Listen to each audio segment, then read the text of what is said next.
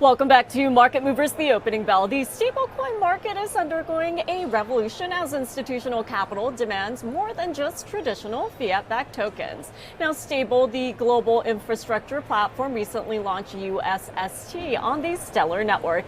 It's a new institutional-grade stablecoin backed entirely by tokenized financial assets, including money market funds. And with $3 million already minted right out of the gate, USST does deploy a unique architecture that completely separates the underlying asset yield from the payment coin itself. Well, joining us this morning to weigh in is Joe Vollono, Chief Commercial Officer at Stable. Joe, happy Friday, good morning, and thank you so much for joining us. There have been a lot of headlines regarding stable coins recently. So when it comes to USST, what is the competitive advantage here?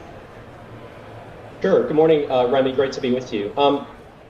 USST is part of what we call Stablecoin 2.0.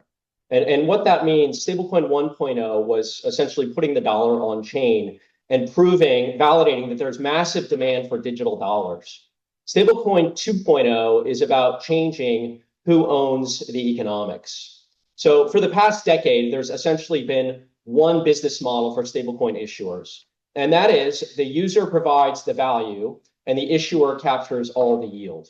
And that's worked very well, especially for these centralized issuers.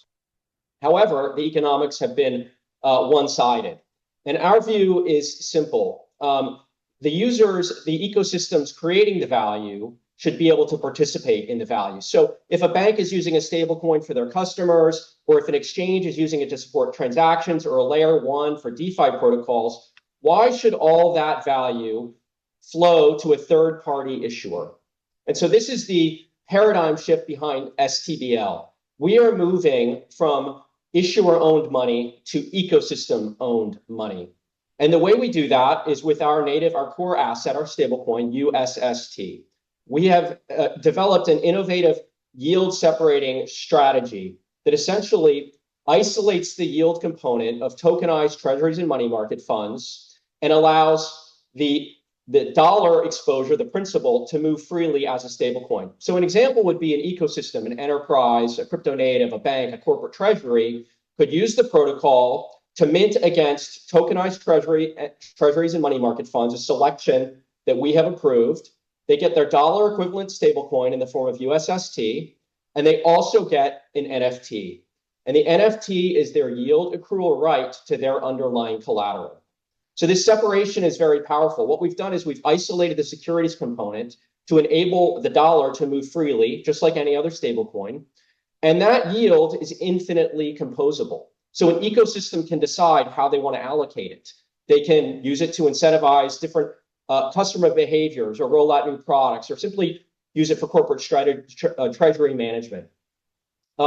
We think in a post-Clarity Act environment where yield solely as a function of holding is prohibited, as the language currently is written, we think this yield structure will be very interesting in a compliant yield strategy. So this is what we're building. Ultimately, we're building what we call money as a service, where anybody can come in, mint their own stable coins, keep their yields, and importantly, get the data on how this value is moving through that ecosystem. That's something they never had access to before, and that's something they get with STBL.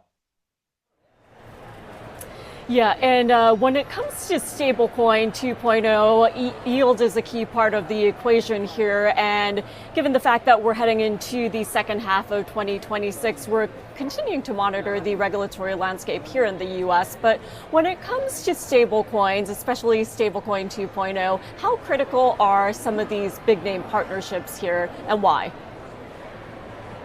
Well, I mean, I think the network effects of stablecoins are very important. And that's why the incumbents that have dominated market share for so long are so well placed at the moment. However, I think what wins in the long run is the technology. At the end of the day, people aren't going to care about whether they're holding a stablecoin from one third-party issuer or another. They're going to care that they're getting the best experience and the best asset for their own purposes. And that the best technology wins that race in every vertical, in every industry. So we think our strategy is very well placed because it puts the minter at the center of the ecosystem. And that has not been done before. the market structures have evolved, the technology has evolved, these assets are coming on chain. Depending on methodology, you'll see studies that are saying anywhere from $2 trillion to $30 trillion worth of tokenized assets are coming on chain between now and 2030. We think it's probably somewhere in the middle, but there's no reason why the model that has existed to date should be the dominant model in the future. And yes, partnerships are key, and we have many household names that we really value those partnerships, and I'm tell you about some of them here on the discussion. They're key to especially building and beginning to build and establishing your credibility and reaching that center of gravity where you have vertical sort of takeoff. And that's where we are as a company with USST now, as we're starting to scale this asset in the secondary market.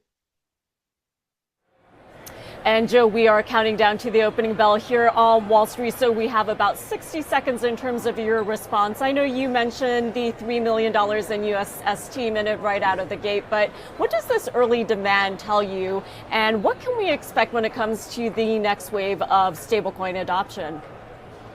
Yeah, so just one update. It's now 5 million in USST, so there is clear market demand. We're thrilled to be launched on the Stellar network. We're going to be working with a lot of Vault curators and DeFi protocols there. They are the biggest sort of home port for Franklin Templeton's Benji, which is our approved collateral. And we're really excited to be there. Now, this is the first beachhead of many. We're going to be going multi-chain with USST. We've got a roadmap where we're rolling out to different L1s, and we've got a big pipeline of different announcements forthcoming with some of those big names like, OKX is one of the partners that we're launching on X Layer with. We've got other companies in the gaming space and many more to follow. So we're really excited about the next wave of innovation in our own growth and journey. Well, Joe, we will have to leave it there for today, but thank you so much for joining us. Always great talking to you. Have a great weekend. Thanks, Remy. You too. Well, ringing the opening bell here at the New York Stock Exchange on this Friday morning is